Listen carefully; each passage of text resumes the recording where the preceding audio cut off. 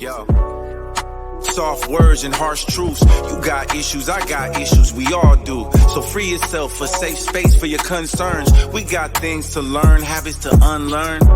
Always deconstructing and reconstructing. Can you see the beauty that's in destruction? If there's an end, the new beginning's coming. Nothing comes easy, does it? You gotta really want it. Soft words and harsh truths. You got issues, I got issues, we all do. Hello. Welcome to Unhinged While Anchored. I am your host, Goddess. And tonight, the subject is going to be conflict or content.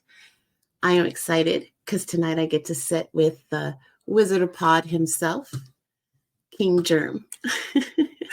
What's going on, Goddess? How you doing? Thank you for sharing your platform with me. Thank you to all the people and your listeners and everything. I hope I bring some value to your show. Absolutely.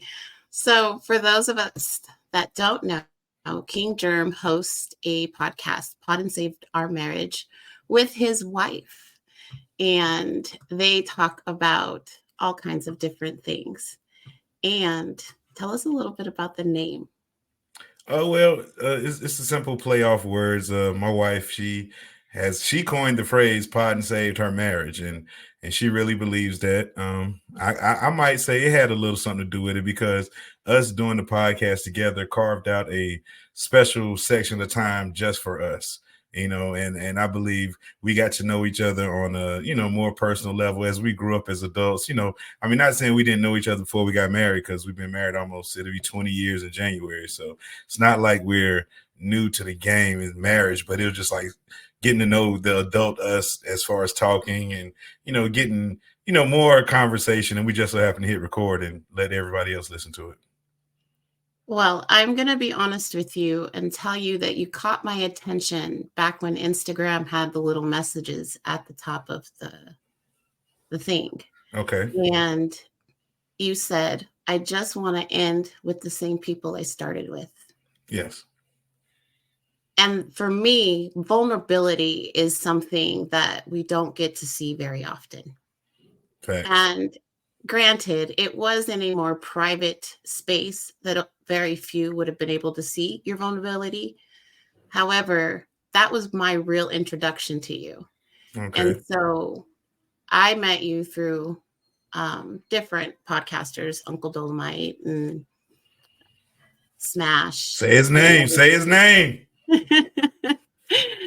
And you were an enigma to me, and I'll be honest. And the reason being, pardon, you'll hear it's Thursday recycle day.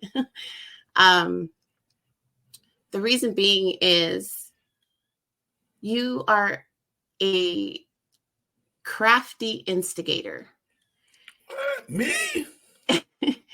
However, you do it in a way because ultimately your end goal is to squash the beef. And so it purposely antagonize somebody because you want to get them to tell you exactly what is wrong. But you do it in a way that they don't realize that that's what you're doing.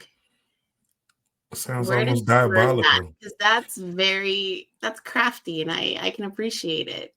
That sounds diabolical there, Goddess. No, I don't want to put too much stock in that. No, I just feel like if person A has a problem with person B and I am the facilitator between person A and B, why not get y'all in front of each other and, get y'all to hash out y'all issues and let it know, like, it could just be a misunderstanding or whatever the issue is. Let's talk about it instead of y'all being mad about it. And it makes the whole circle, uneasy because y'all two warring fashions on one end of the spectrum, and I'll just come together. Let's squash it. You know what I'm saying? Let bygones be bygones, because there's no need for you walking around being upset at somebody and the conversation could end it all. Come on.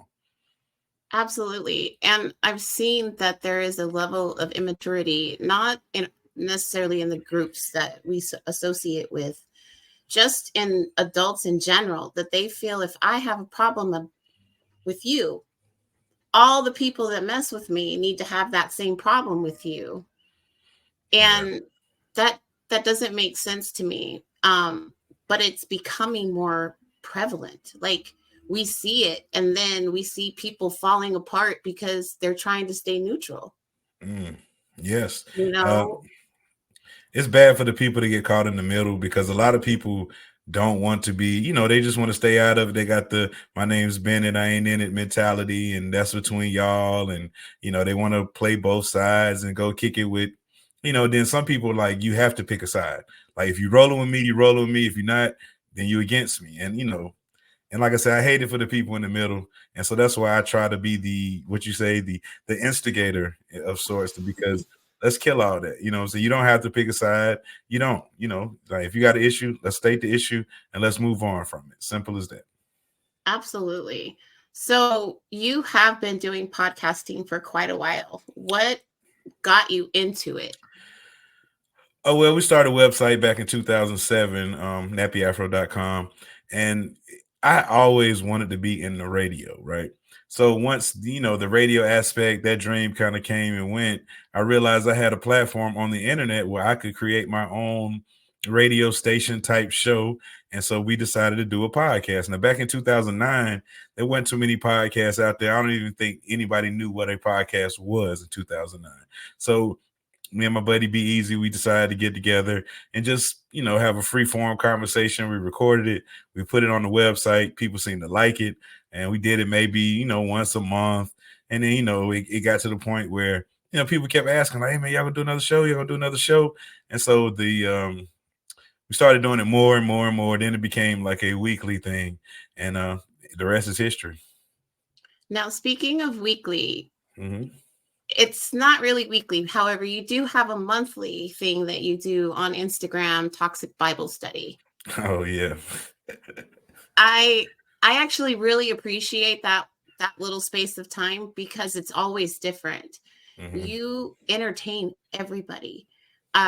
There's ladies of the street that come and visit. Roscoe comes sometimes. There's just an array of different people, and you don't judge them. Oh, it's not. You will make fun of them. Oh, yes, and I yes. appreciate that because you're like, nobody's safe. Yeah. However, what you do is not relevant to the situation. This is just us kicking back. Yes, and yes, that's yes. one of the things I do admire about you, and why I coined you the Wizard of Pod, minus the fact that nobody's ever seen your face.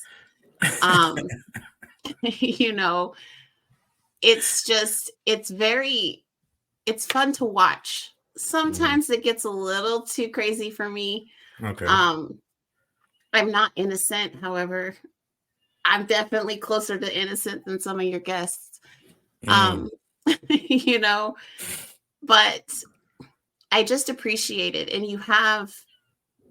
I know who you truly mess with and who you just entertain. And there's a boys club and it's kind of fun. Dolly's in there. We know Dolly's in there. I mean, we have a couple ladies in the boys club also.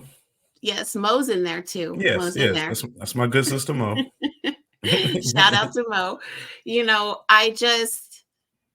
I was a little envious, it's hard to develop friendships as an adult, especially people that you can depend on because everybody's so selfish. Absolutely. Now, they're afraid of what they're going to lose. We can't be open with anybody because it's going to turn into a weapon later. Or if I share a secret with, not say you, because I don't have to worry about that. However, something is shared, they will then form an army, and all of a sudden it's this world's worst thing. And it's something that happened 15 years ago. Why are you doing that? And this is how this brought me to my topic today, whatever it is. Do you think social media causes conflict? Yes, I do. Because people cannot draw the line between real life and then social media and online. And I think those lines are blurred because people, they really believe that, social media matters. I mean, well, in the end of scheme, if it's paying people bills, yes, you could say social media matters, but in the grand scheme, who cares how many followers you have if you're a lame ass person or you're a horrible human being with 10 million followers? Like, who cares? You know what I'm saying? You could be a nobody with 3,000 followers and affect the world. You know what I'm saying? So a lot of people put stock in likes and follows and engagements and analytics and all that. The algorithm, they put a lot of stock in that, so they make it into something more than what it actually is. These people only exist in your phone. If I hang up my phone, goddess to a demon, she doesn't exist, in my real life, because I only interact with you online. Unless we have each other phone numbers where we can call and talk, or about my kids or what school, what's going on in my daily life. You're just an at name to me, and you shouldn't let those people. A lot of people let those at names run their lives, and I'm not one of those people. That's the main reason why I wear a mask. Main reason. Like me for who I am, not for what I look like or whatever. No, I don't show my face. I don't want none of that. You know what I'm saying? Like, listen to my show. I could be a handsome guy. I could be a ghoul under here. It doesn't really matter. Do you like my show or not? That's all I want to know at the end of the day. That's a good way to think of it. I'm just too cute to wear a mask, so I could never get on that. Now, it's funny that we have coined a term, internet streets, right? Mm-hmm. IG has the streets, the podcasters have their streets. They're starting to mix. I was like, whoa, King Jerm, what are you doing over here?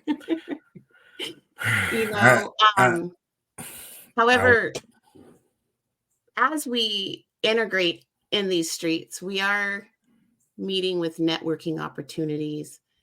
We've seen some really good things transpire through some of these interactions that we've had online. However, there's the opposite of that. The people who are just here to have a problem. It doesn't matter what you say, how you say it, they're just against it. How do you personally deal with those kinds of people? It gets to a point like one, if I'm constantly bombarded with negativity from someone's page, and what I mean by negativity, I'm talking about like you never having a good day, everything's going wrong with you. I don't want to be bothered by that, so I'm not gonna really stick around. And then the people that sit there and come on there and just unleash their problems about the world and Instagram this, and they just tell all their business. And I want people to understand, the majority of us don't give a fuck. You can get on there and tell all your fucking stories, let everybody know what the hell's going on in your life, and the majority of us do not care. It's a small percentage of people that really do care. It's another small percentage of people that wants to see you going through that and laughing at you going through the bullshit. But the majority of us, hey, don't give a fuck. We might mention it in the group chat, or when we talk to our real life friends, and hey, man, you see that crazy person on Instagram? Man, they're going through it. You know what I'm saying? But we're not going to sit there. Most people say, oh, I'm going to pray for you. They're not going to pray for you. Don't believe that, people. They're fucking lying. Yeah. People are liars. Society is shitty. Don't get caught up. These people are not real. I'm sorry. I've seen too many relationships go left to make me think that any of this internet shit is real. Like, I'm just, nah. Like, it's a few people I deal with offline that I talk to in real life. Those people are genuine, but a lot of people, I mean, it is what it is. Now, to be fair, I definitely was one of those people that was just very open about my emotions and sharing every single thing over the summer. Mm-hmm. You was using Instagram as therapy. I don't know that I was doing it for me, though. You was. Who was you doing it for then? I do it for the release. My release is into the video. I share it for other people to see that somebody's going through something, and it's okay for them to have emotion. Yes. It's a tricky space for me, because people don't realize that we are 360 in ourselves. So yes, I'm crying and you guys are seeing emotion. However, you don't see that I'm planning and I'm doing everything already inside, so it gives a false perception. So everybody perceived me as weak. And I think that's where social media also gives us conflict, because we are captured in a moment. So I've seen you in a few moments where you've lost your cool a little bit. Somebody was Me? just able, not often, not often. However, where they're just able to just get under, you will pull yourself out of it really quick.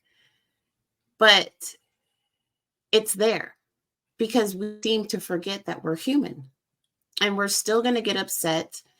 And we've reached a space, like you said, people don't care about our feelings and we'll say, F your feelings. But have you noticed that there's an increase of those who are saying that as they're saying, respect my feelings?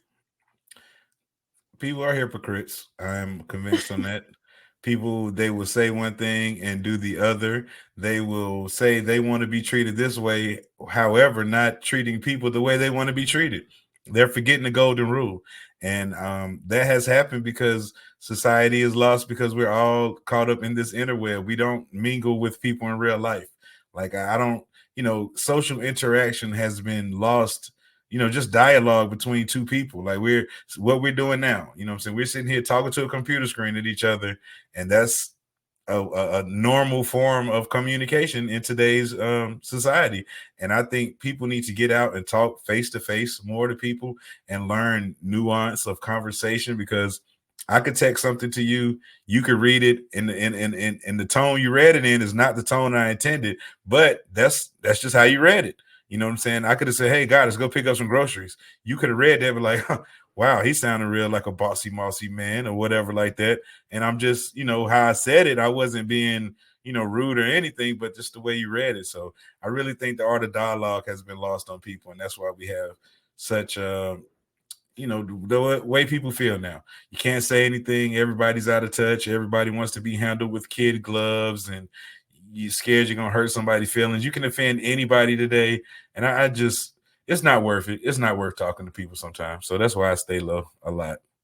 Unless it's to come Now, out for messiness on Instagram. Now, I'm there for Instagram for that. I'm not for Instagram for building up the community or social right. justice. No, I'm there for the fuckery. I make no bones about it. Jokes and fuckery, I'm there. Now, I'm not going to start it, but I will keep the fire going, if you know what I mean.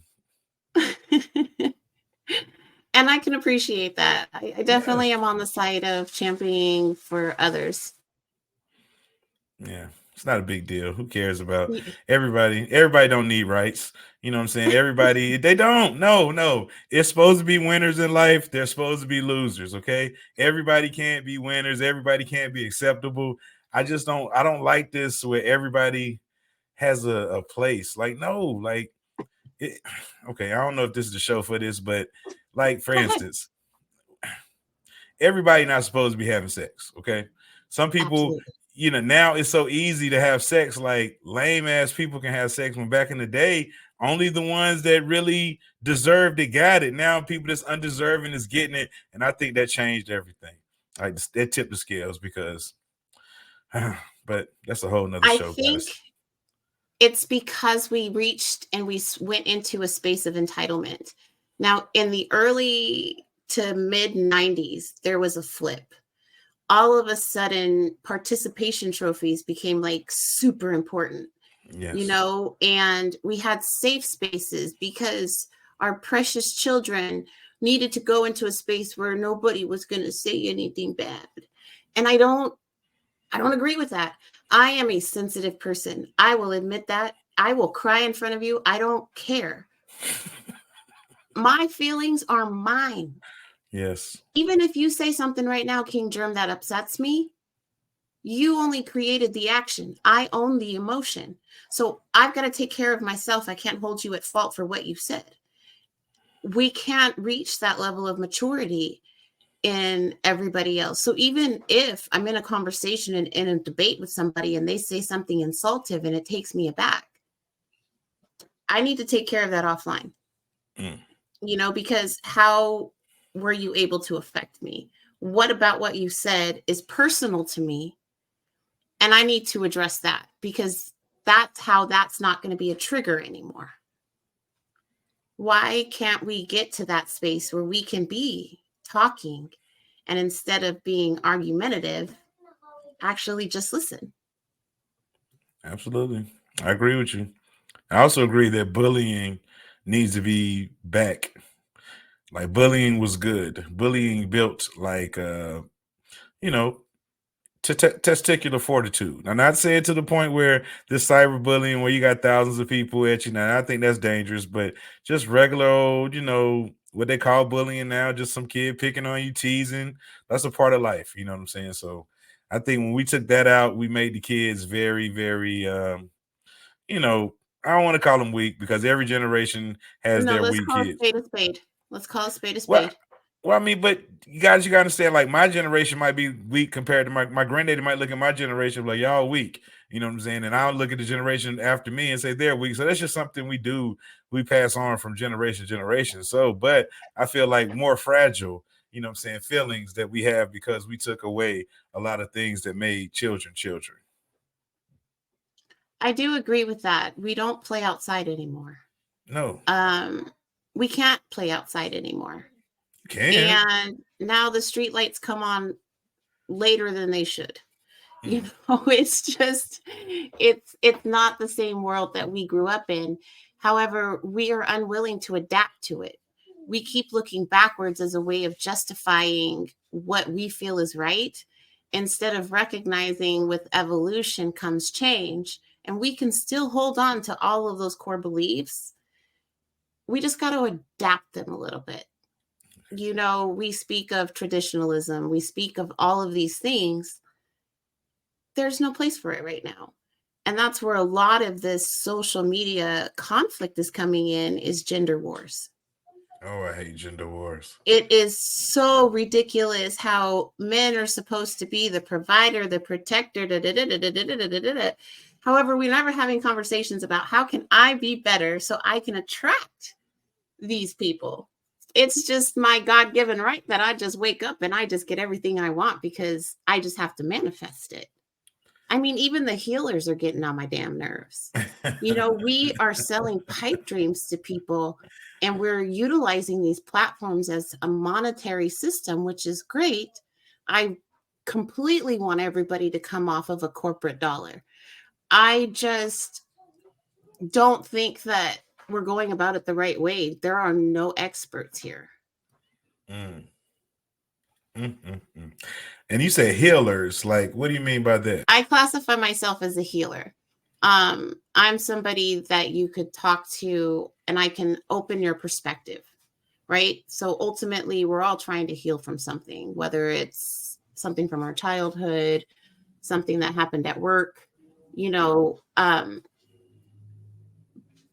by releasing it into me. So you come home, you had a really bad day at work and you don't want to take it out on your wife. So you call and you talk to me.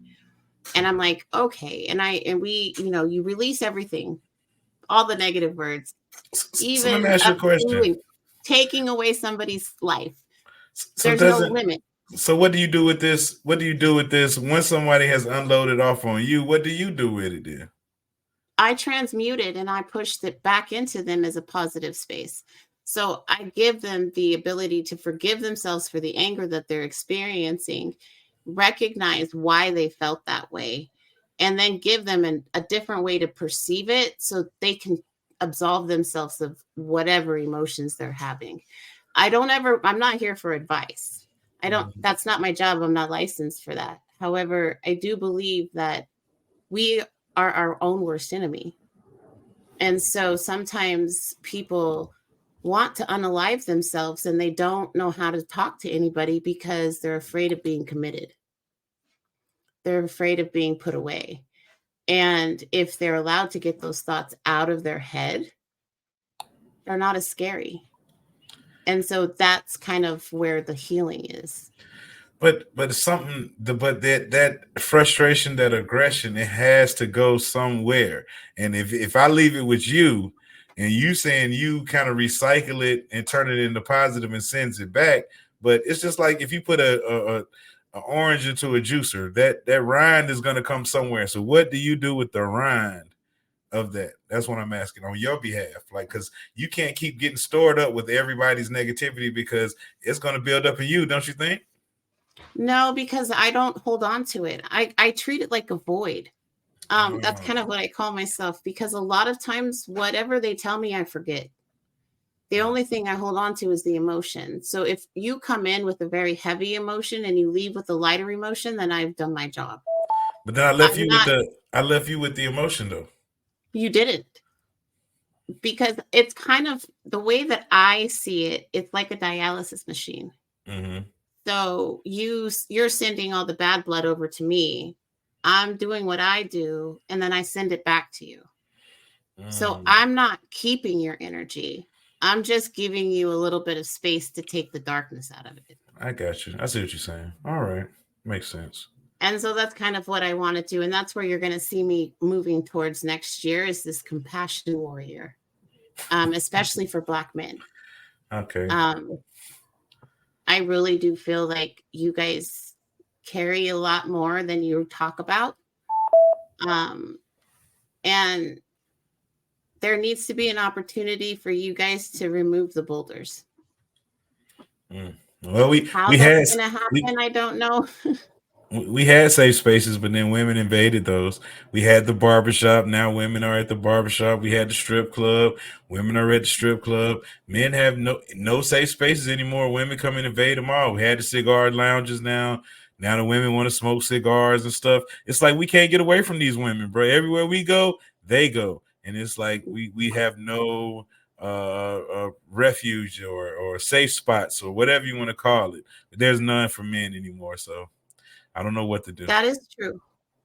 That is true. I do feel that there isn't really any space, and it all came from all this equality. I can do what you can do. And then the hypocrisy of, no, you can't come with me because it's a girls' night. You know, I don't understand that logic. And, you know, I am never going to be one of those women that are just going to be like, yeah, women are the greatest. We absolutely suck. I'm not going to say that. No, we do. We are so hypocritical.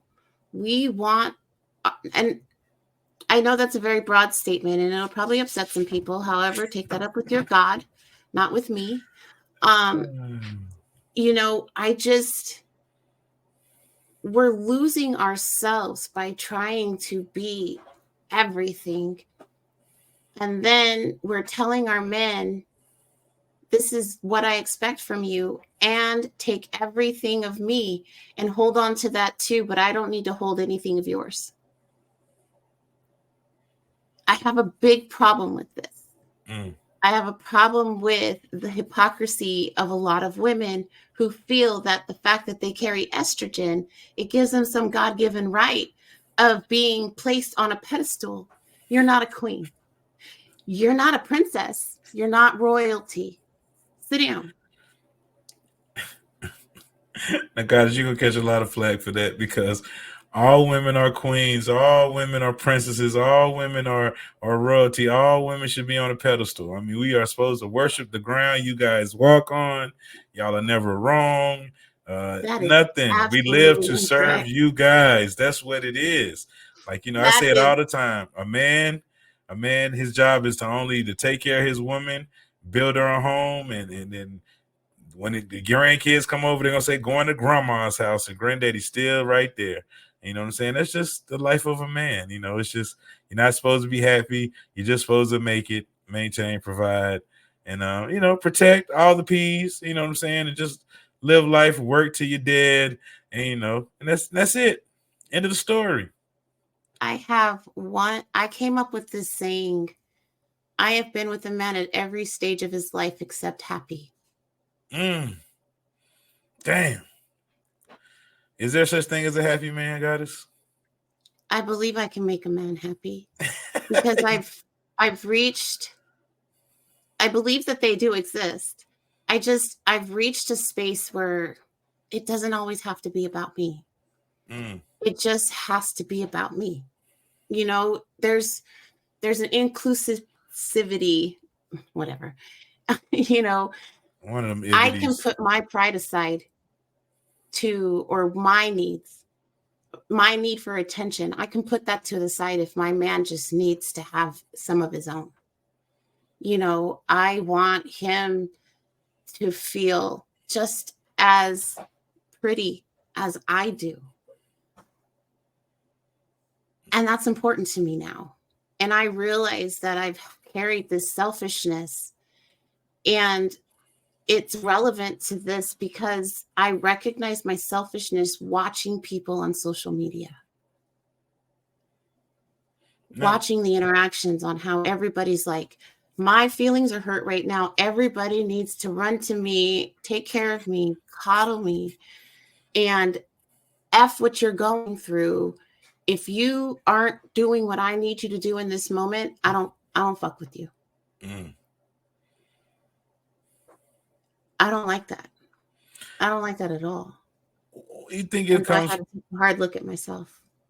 Well, I mean, because over time, men have been taught to not show emotion, not to care, not to do this, not to do that, and women, we y'all the damsels in distress, and our job was to, make sure all y'all needs are taken care of, and that's just how it is. Men go through it every day. Like nobody wants to hear a man complain.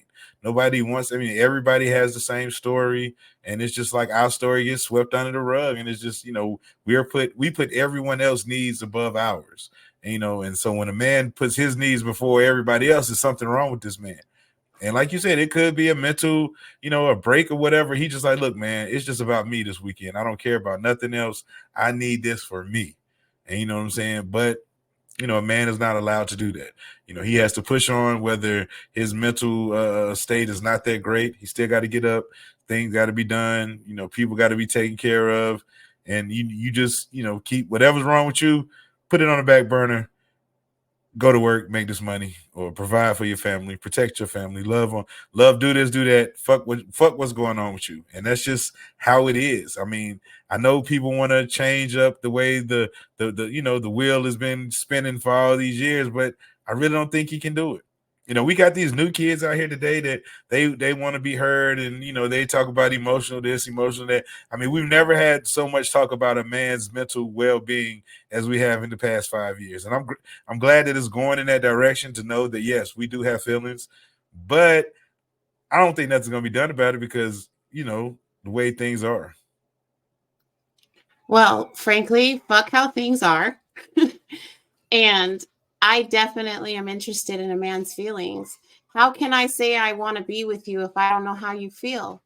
If the only thing I care about is how you feel about me, then why am I with you? And that's just not exclusive to the man that I'm with. It needs to be for all men. And unfortunately, a lot of men aren't given a space to even have empathy or any kind of feeling because, one, they haven't been taught. So let me ask you a question.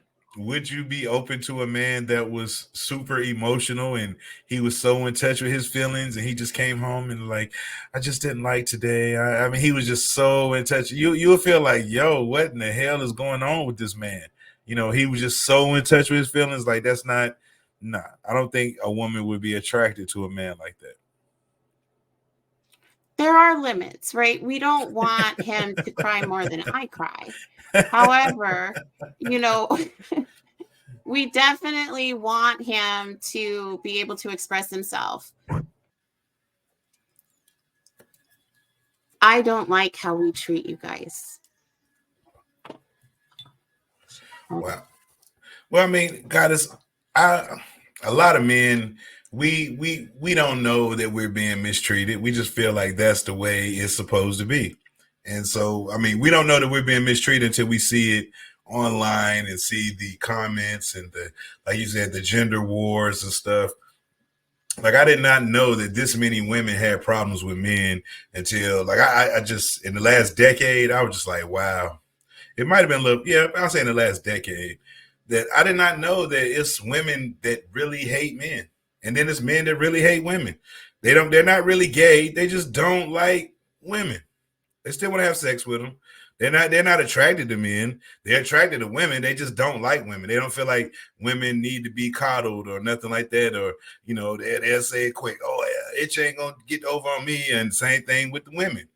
Women, I feel like this generation of men never had to compete for women like what we have to compete for women now, because women have their own. They're independent women. There's women that make more money than men, and so you just can't go to them. Like, women are not just looking to get married anymore. Like back in the day, a woman graduate high school, then she looked for a man to marry her. Whether he worked at the plant, he was off going to the military or whatever, that's just what she looked for.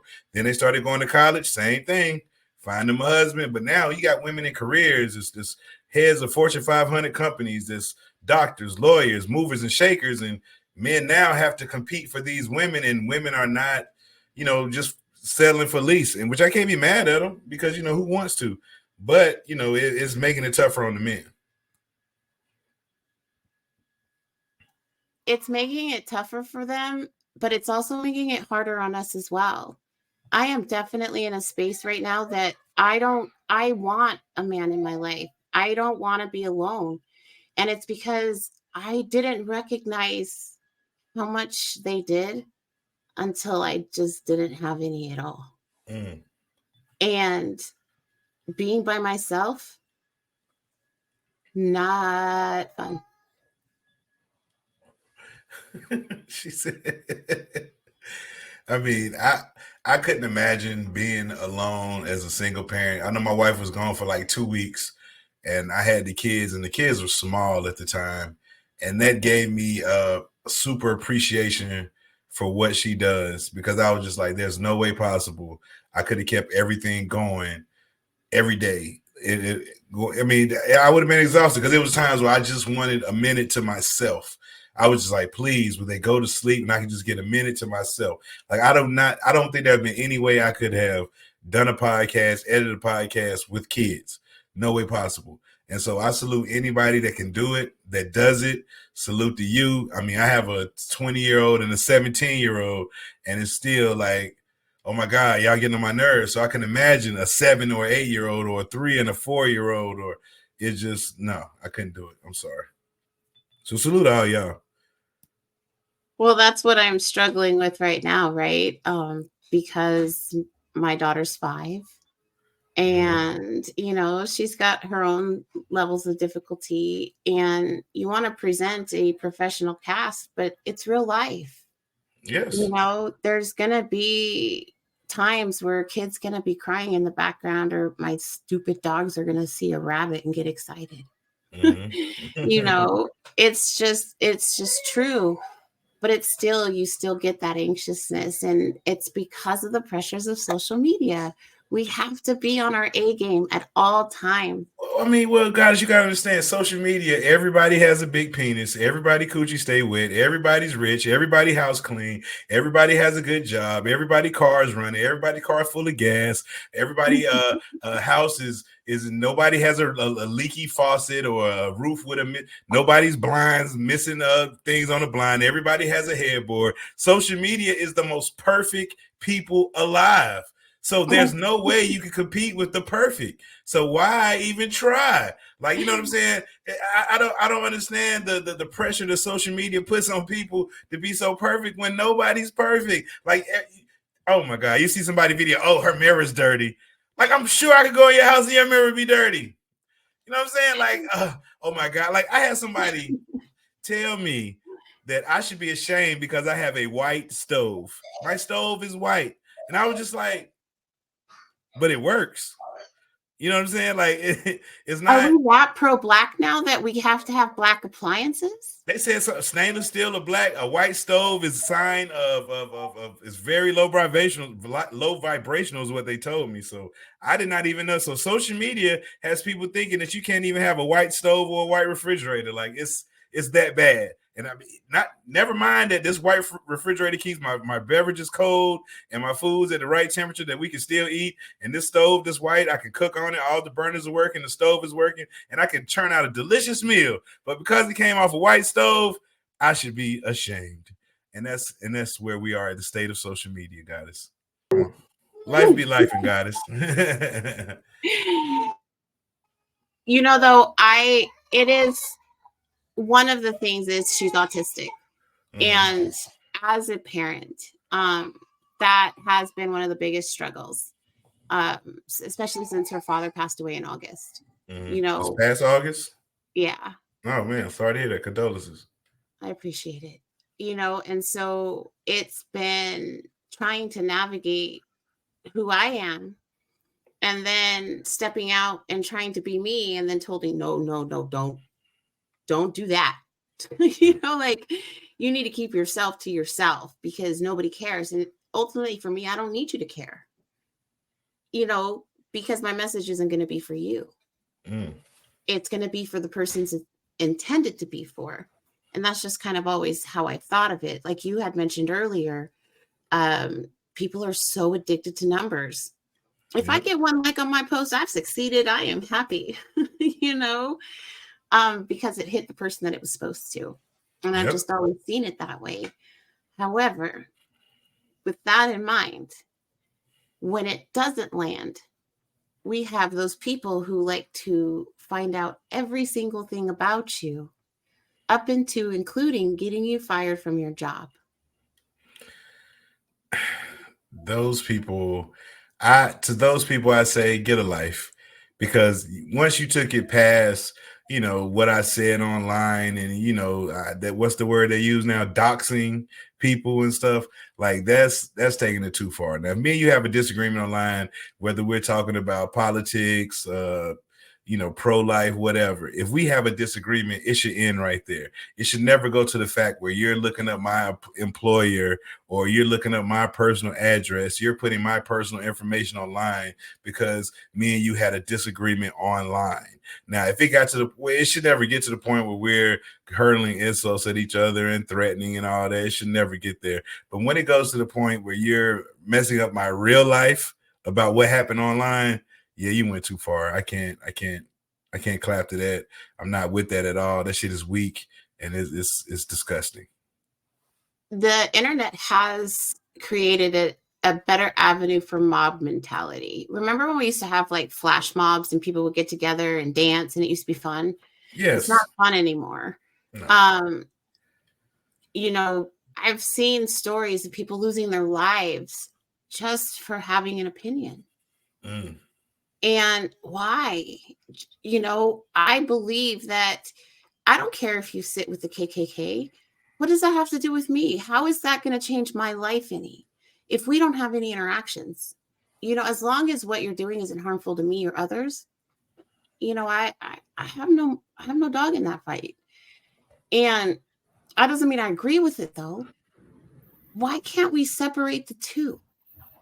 If you don't speak out against it, you're for it. Like I'm a simple girl, but I ain't that simple. Yet that's the mentality that we're carrying right now.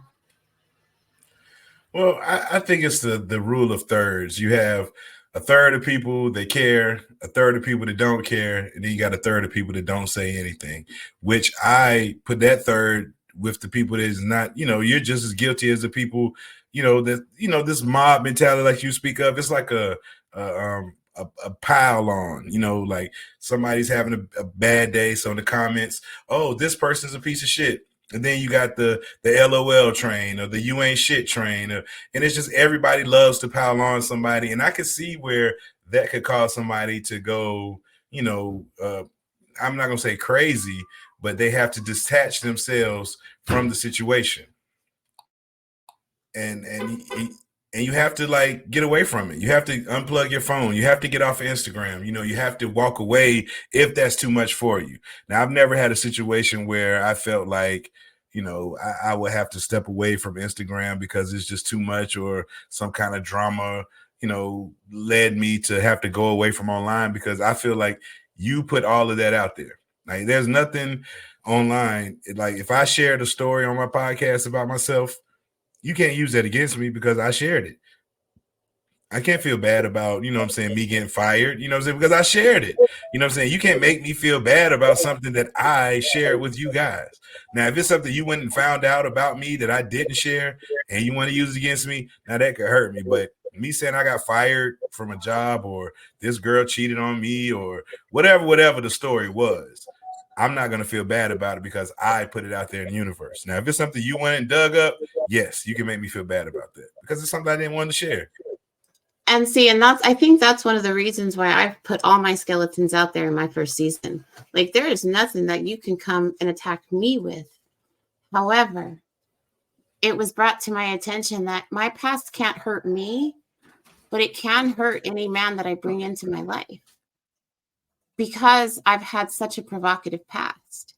So now they may never have an opportunity to protect themselves because some random man could come be like, oh, I've seen your girl naked. For me, that didn't make any sense. It didn't matter to me. It matters now. Well, I mean, you got to understand, if you send a picture to somebody, you have to be okay with it getting out there. Because I wasn't. Yeah, I am sorry. No, I'm not worried about for me. Okay. I'm worried about for him. Mm-hmm.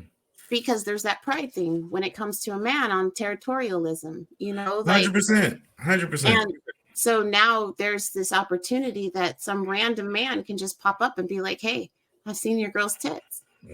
And even though I am very open with that can be troublesome, if I get with somebody who is not prepared or strong enough to handle that kind of attention.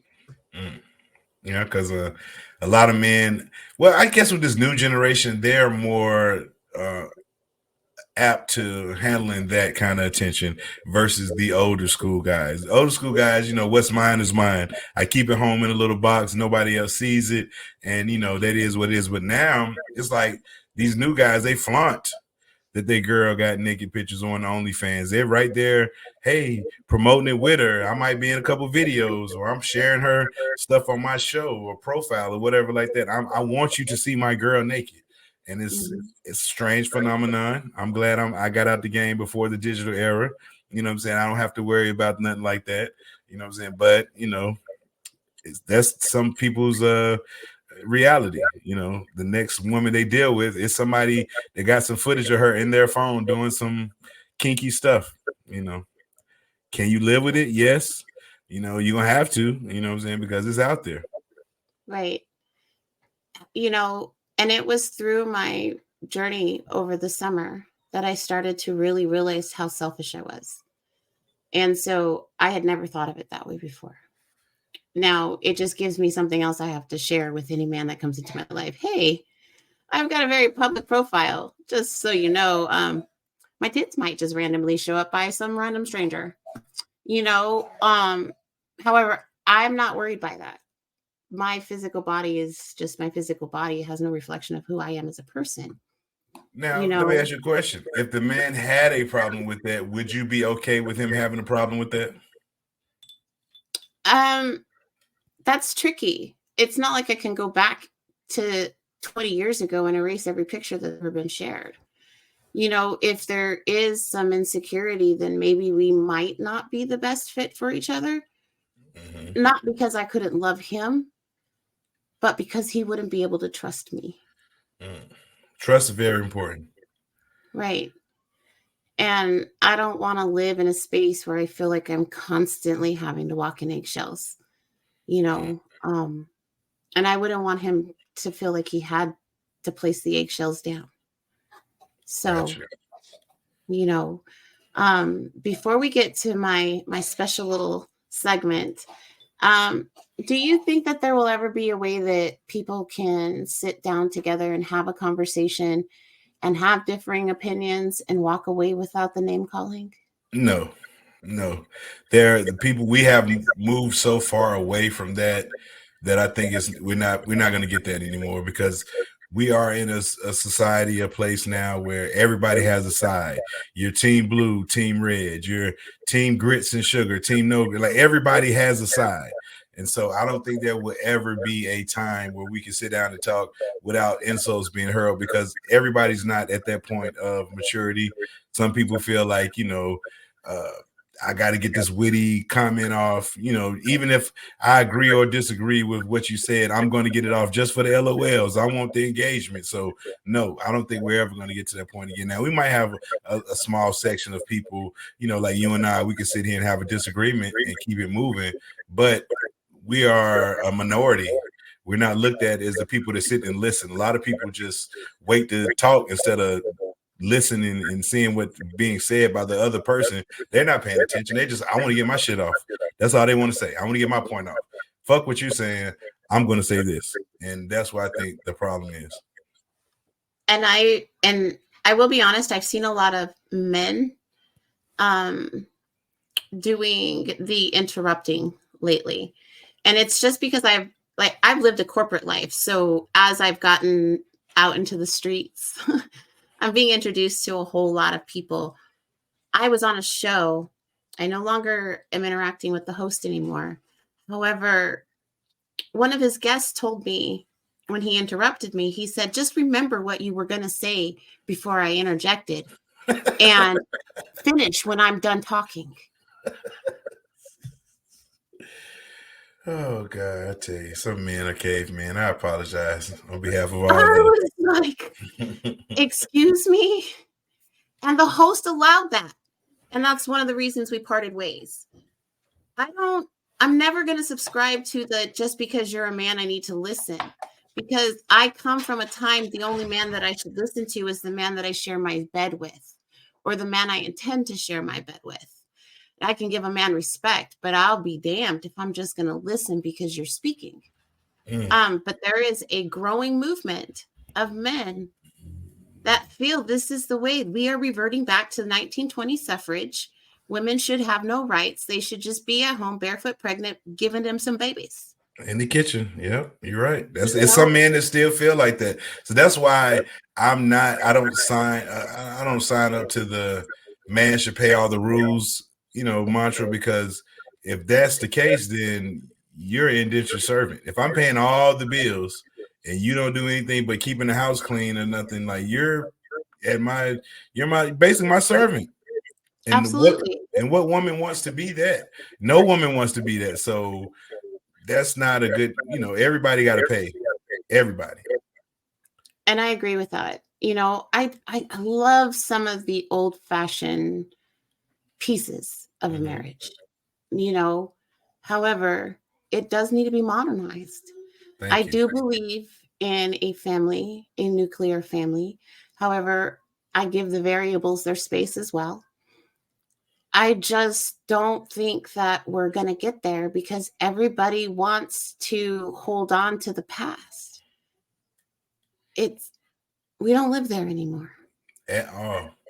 Like a man used to go to work, provide for his family, a nice house, one job. That's all the man had. The woman didn't have to work. A man could work one job and he provide for his whole family. That's not working today. No one man can take care of a whole family with one job. This is not possible. And these women that want these traditional roles, but they don't want to be the traditional woman, or the men that want a traditional role, but you don't want to be the traditional man. So it's like you can't have modernized views with traditional standards. Like it's not gonna work that way. Like there's oxymoronic. Modern and tradition don't go together. So you're gonna have to, like you said, you have to pick and choose what you want from the modern and pick and choose what you want from tradition and blend those two together. But you can't sit there and say, I don't want to work.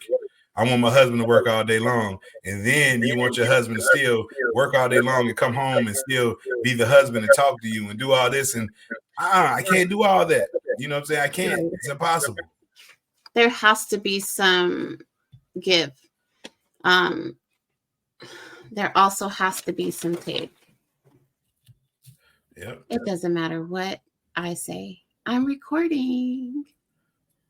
You gotta love the children. You got to. Love the children. They don't give a damn about recording. They like, yo, you online talking to your internet friends again? I don't give a fuck about none of that shit. Here's a picture I drew for you today.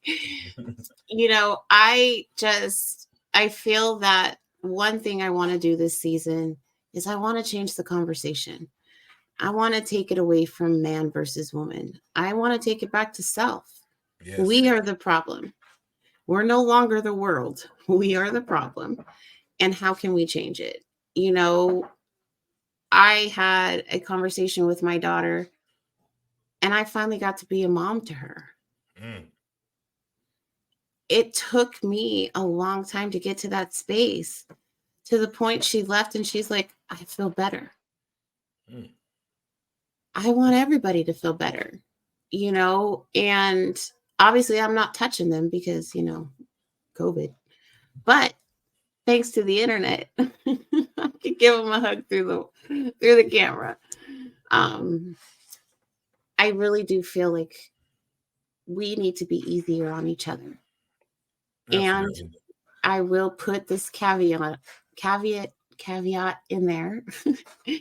We need to be easier on our Black men. I don't like to talk about race a lot because people are a little weird. I see you guys are about to break. There is a greater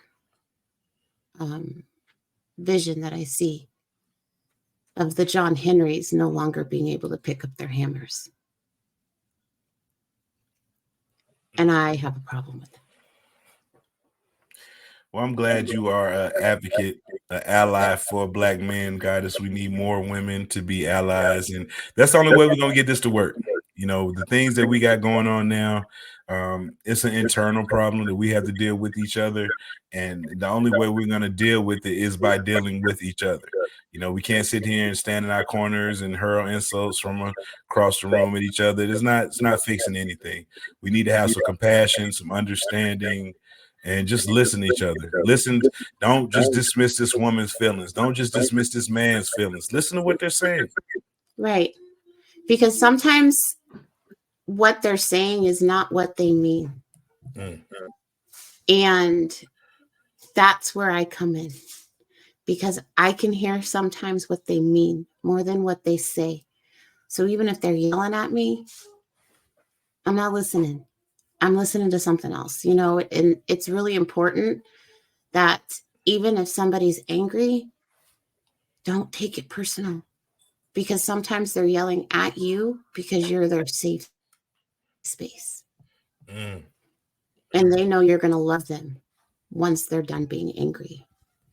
We just got to get to a space where they know they don't have to get angry to be heard. That's what's important. So let's say that, you know, I have my goddess seat, which is where I tell you what I appreciate about you. Okay. I have given you a little bit of a hint, and it goes with regards to the vulnerability that you are willing to share. As a Black man, you're not allowed to. And I like that you don't follow the rules. I like how you truly care for the people that you are around. And I love the love you have for your wife. I saw it in just those little pieces that you shared in those Instagram little stories. And I love the fact that you and your wife found a unique way to have alone time together, to open yourselves up to each other, to be vulnerable, because it takes work. And you guys are not the same people you were when you met. So you're giving yourself that space to fall in love all over again. And that's important. And I just want to champion that. So I just wanted to take a couple of moments and say I was super geeked that you were my guest, because I have been wanting to have you on my show pretty much since I met you. But I know I had to earn your respect. And I'm glad I did. I got to get to know you from the comment section. And it gave me a better appreciation for you. So I just wanted to give you a little bit of goddess love and let you know that people are watching. Keep doing what you're doing. The kind words, Goddess, the kind words. I'm flattered over here. You got me over here blushing under this mask. I love making Black men blush. So now we are at the end of our time today, and I just want to give you a little bit of time to tell people where they can find you at. Well, you can start on Twitter. We follow us at Pod and Saved. Instagram is Pod and Saved Our Marriage. We do drop a show every Friday on all DSPs. Just look for Pod and Saved Our Marriage. Show, like I say, me and my wife, we do a show. We try to entertain and explain to people how podcasting saved our marriage. So give us a listen. It's a very it's a structured show, I would call it. We follow outline. We have segments where we read rap lyrics. We do a segment called Bad Black Cinema where we act out a situation. It's strictly improv, and it's very fun. So please give us a listen. Check us out. And I am going to also plug his Toxic Bible Study that is on the first Sunday of the month. Yes. As time allows, because he is a family man. And I just want to say thank you again for joining me, King Jerm. I truly do appreciate you. And join me next week when I get to sit with Uncle Dolomite. And we are going to talk about living a life of disappointment and disillusionment. Thank you all so much for joining. I love you guys. Let me do my saying right, because it's my saying. Thank you so much for waking up today. I love you. And be nice. It's easy. Soft words and harsh truths. You got issues, I got issues, we all do.